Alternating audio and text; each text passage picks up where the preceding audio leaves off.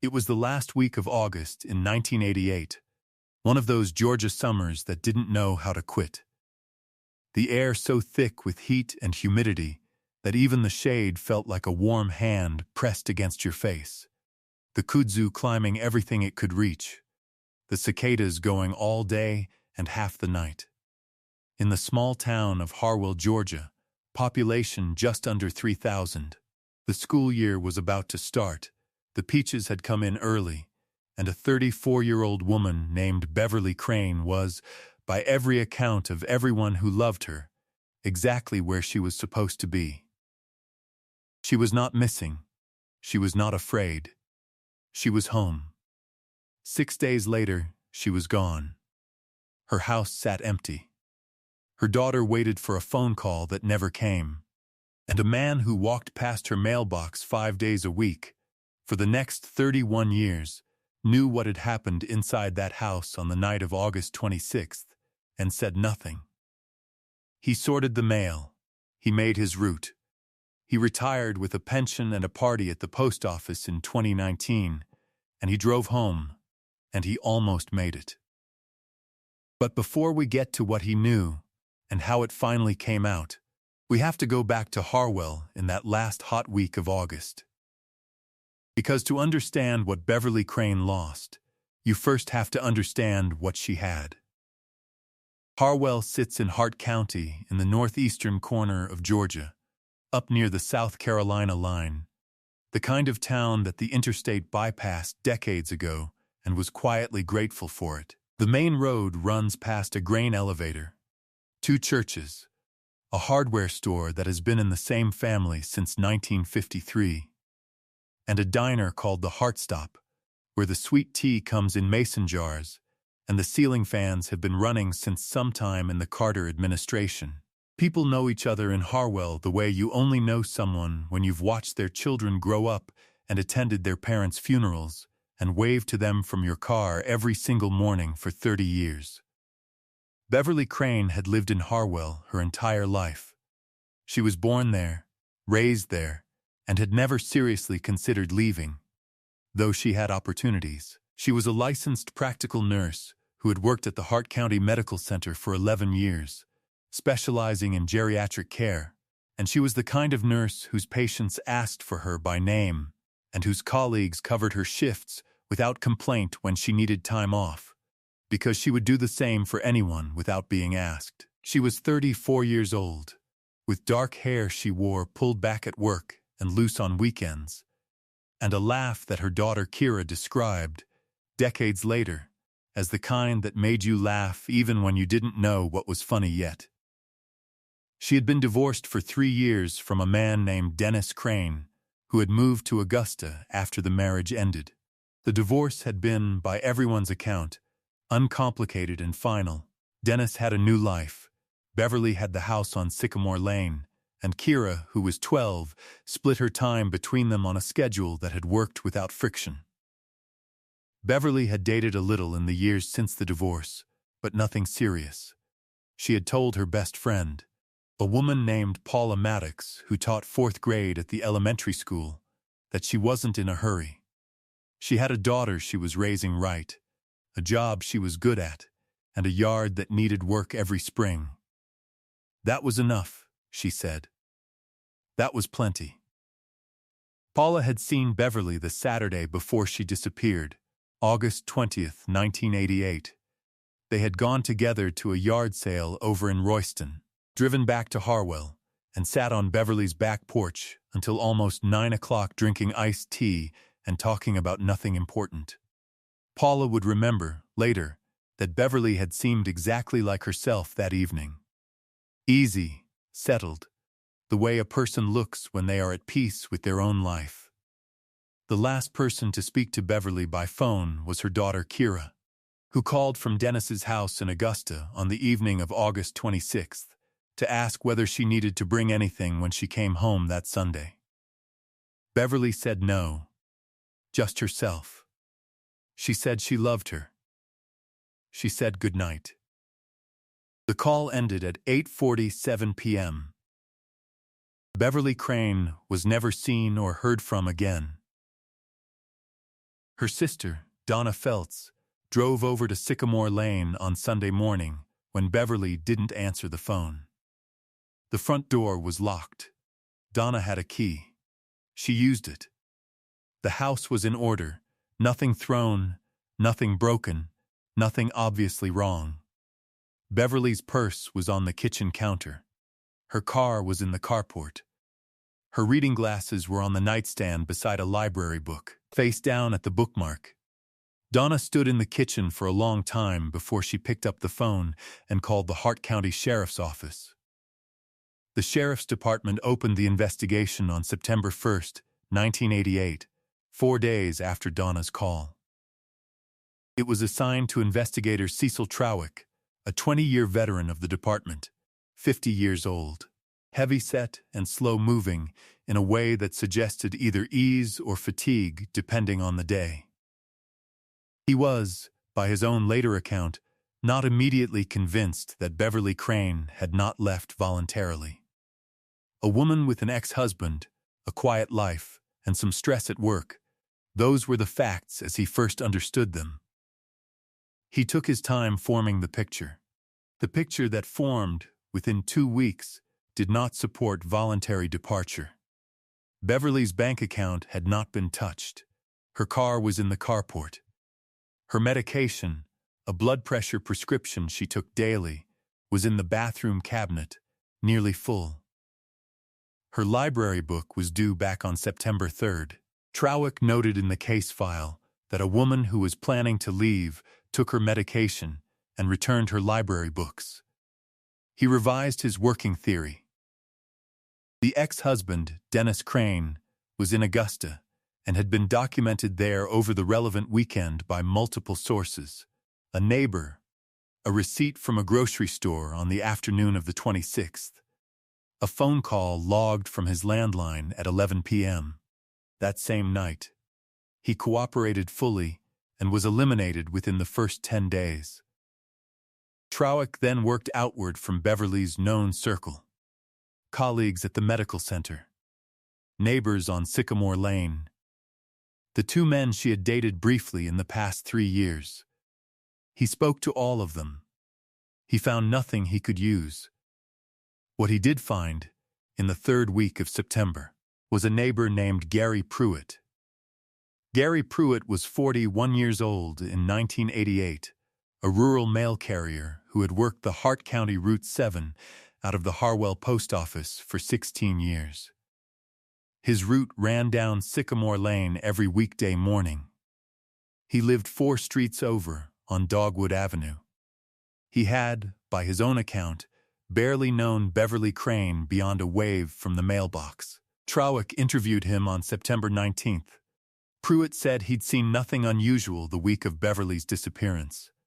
He had delivered her mail on Monday, Tuesday, Wednesday, Thursday, and Friday. Normal deliveries, nothing remarkable. He was cooperative, detailed, and calm. He drank his coffee during the interview. He made eye contact throughout. Trowick had no reason to hold him. By the spring of 1989, the active investigation had narrowed to an open file and a growing silence. Beverly's body had not been found. Without a body, without physical evidence, without a witness, Cecil Trowick had a disappearance and a bad feeling, and nothing else. He worked the case when he could and set it aside when he had to, which is how cold cases are made. Not through failure or corruption, but through the arithmetic of time and resources and the brutal patience required of cases that give nothing back. Beverly's daughter, Kira, turned 13 that October, without her mother. She turned 14. She turned 20 without her. She attended her high school graduation, her college graduation, her own wedding, the birth of her 2 children, all of it without Beverly Crane. Dennis kept paying for the house on Sycamore Lane through Donna until the estate was settled. Donna eventually sold it in 1993. She kept the library book. By 1998, 10 years had passed. Paula Maddox still taught at Harwell Elementary. She still thought about Beverly on August 26th every year. Not just that year, every year. And on that date, she always made iced tea, even in years when it was too cold to want it. And she drank it on her own back porch and sat with it. She had spoken to Cecil Trawick twice in the first 5 years and received the same answer both times. Still open, nothing new. Trawick retired from the Hart County Sheriff's Office in 2001 and died of a stroke in 2009. The case transferred to his successor, and then to a newer investigator named Brent Hollis, who arrived at the Hart County Sheriff's Office in 2011, and who had the same quality that had distinguished Trawick: a refusal to treat old cases as finished cases. Hollis reviewed the Crane file in 2012, requested the physical evidence log, and found that trace biological material recovered from the doorframe of the Sycamore Lane house in September of 1988 had been preserved. He submitted it for analysis. The results came back the following year: a partial male DNA profile. No database match at the time. The file stayed open. The profile waited. Gary Pruitt retired from the United States Postal Service in the spring of 2019. 31 years of rural mail delivery on Hart County routes. The post office in Harwell held a retirement party on a Friday afternoon. Sheet cake, punch, a framed certificate, a small collection taken up among colleagues for a gift card. People said he was reliable. People said he was always on time. Nobody said he was warm, exactly. But nobody said otherwise either. He went home. He started his retirement. He was arrested 14 months later. Every case on this channel represents weeks of digging through records, verifying facts, and piecing together real lives that were lost. If you want us to keep uncovering the truth behind stories like this one, take a second to like this video, subscribe, and drop a comment telling us where in the world you're watching from. Your support is what makes this work possible. Now, back to Beverly, and back to what Gary Pruitt had been carrying for 31 years.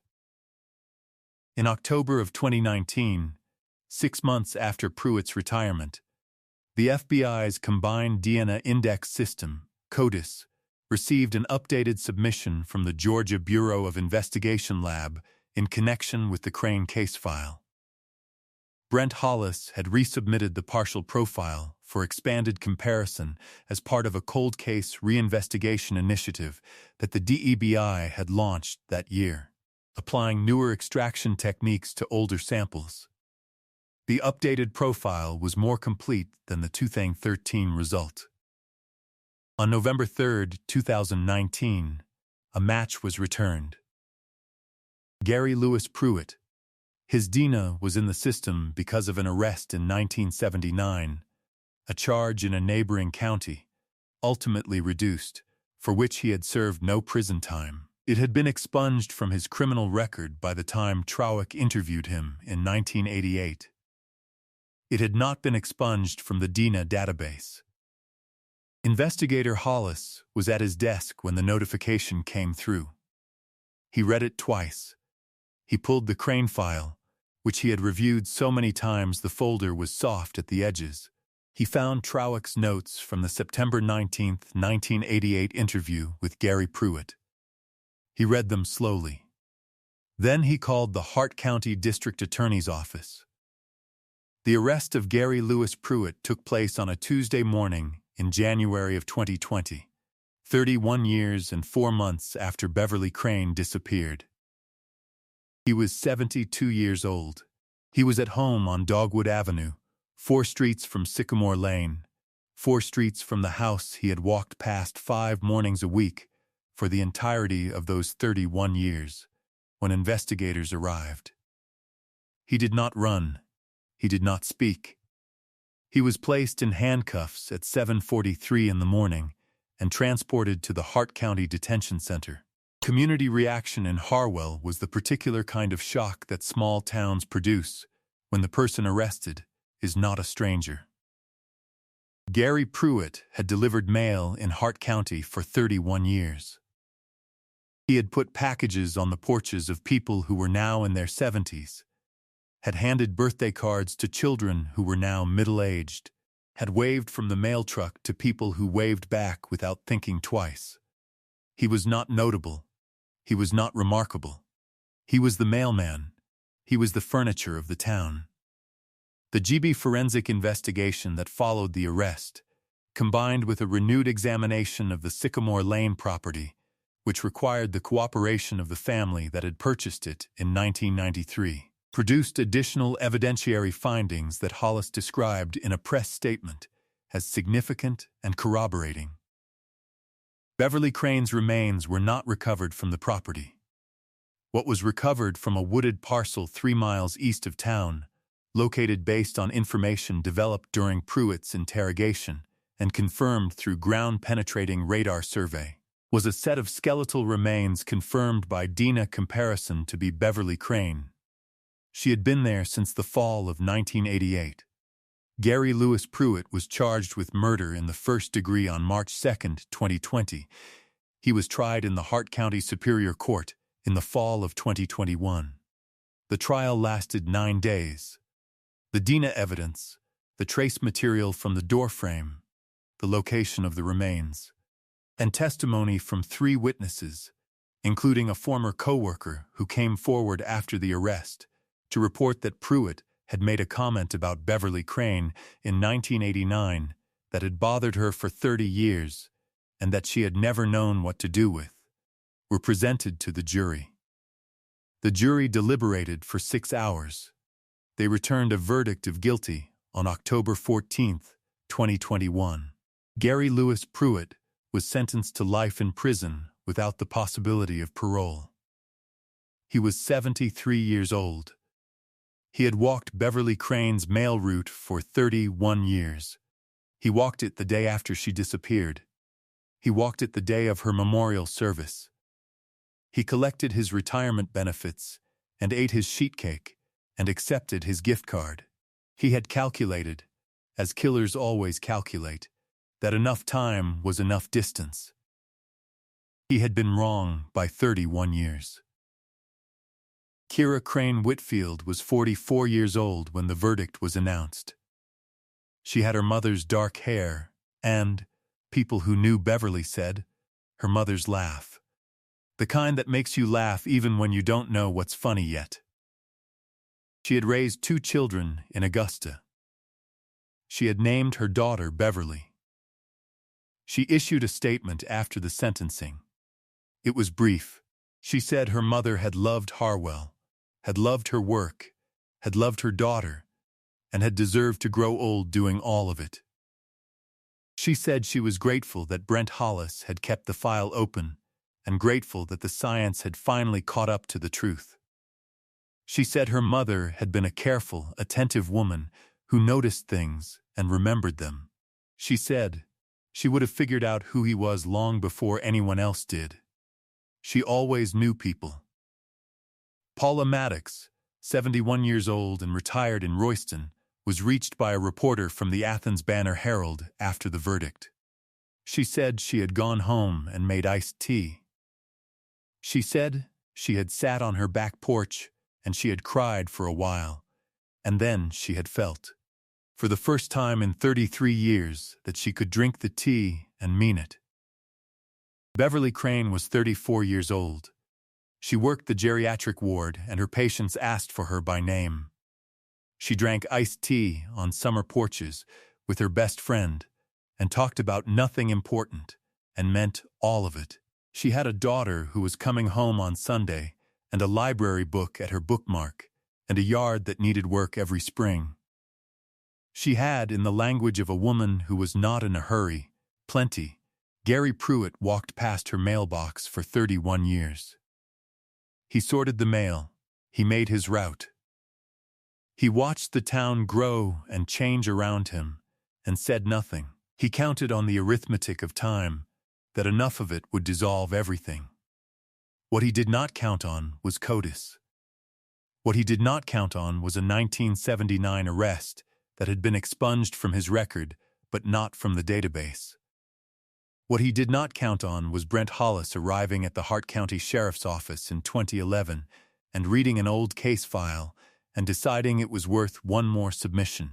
What he did not count on was the persistence of people who loved Beverly Crane. Donna keeping the library book. Paula making the iced tea every August 26th for 33 years. Kira naming her daughter Beverly. Memory is not evidence, but it keeps the file open. And an open file, in the end, is all that justice needs. 3 things worth sitting with. Gary Pruitt was interviewed by investigators in September of 1988, described as cooperative and calm, and was released. Knowing what we know now, does anything about how he was interviewed, or how that interview was documented, suggest that something could have been caught earlier? And what do you make of a former co-worker who had a troubling memory for 30 years and didn't know what to do with it? At what point does that kind of knowledge become something a person is obligated to report? And finally, Pruitt walked Beverly's mail route for 31 years. He put mail in her mailbox on the day after she was gone, and on the day of her memorial. What does that say about the psychology of someone who commits a crime and simply continues? Leave your thoughts below. Justice found Beverly Crane after 33 years. Stories like hers are why this channel exists. If you believe the truth is worth pursuing no matter how long it takes, subscribe so you don't miss the next case. More solved cold cases are waiting in the description below. Thank you for watching.